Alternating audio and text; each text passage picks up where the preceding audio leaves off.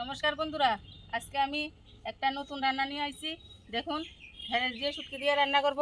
কিভাবে রান্না করি আপনারা দেখতে থাকুন। এখন আমি কড়াইটা গরম হয়ে গেছে, এখন আমি কড়াইয়ে তেল দিয়ে দিলাম।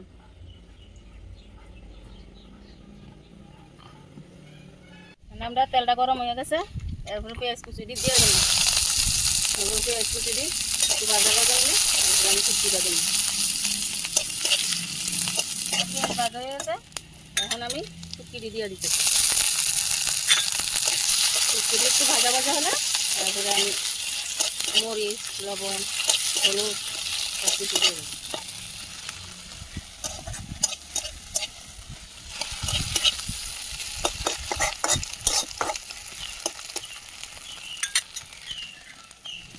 বন্ধুরা, এখন আমার শুটকি ভাজা হয়ে গেছে, এখন আমি দিয়ে দিলাম লাল মরিচ,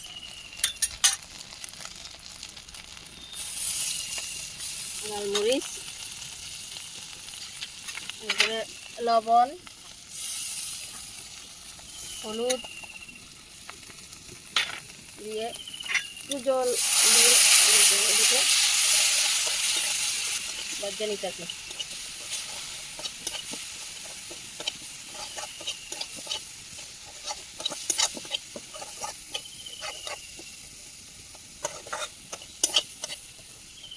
আমার শুটকি মরিচ ভাজা হয়ে গেছে, এখন জল দিয়ে দিলাম।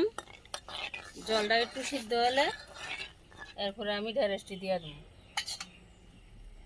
বন্ধুরা, এখন আমার দেখেন জল সিদ্ধ হয়ে গেছে, যে ঝুলটা দিয়েছি ঝুলটা সিদ্ধ হয়ে গেছে, এখন আমি ঢেঁড়সটি দিয়ে দিলাম।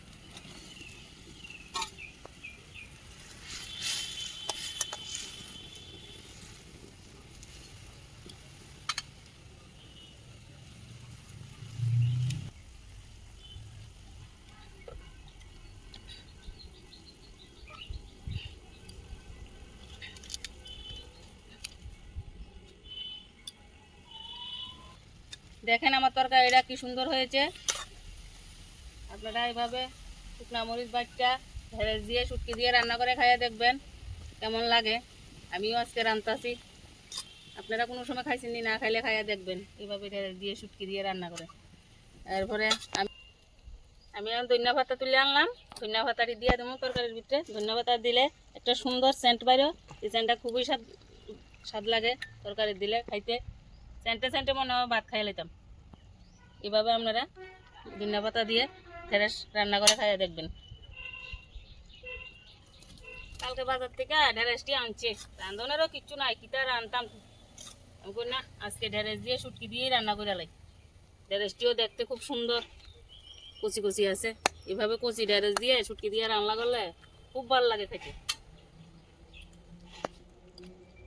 আমার তরকারি হয়ে গেছে, নামাই লাইতেছি।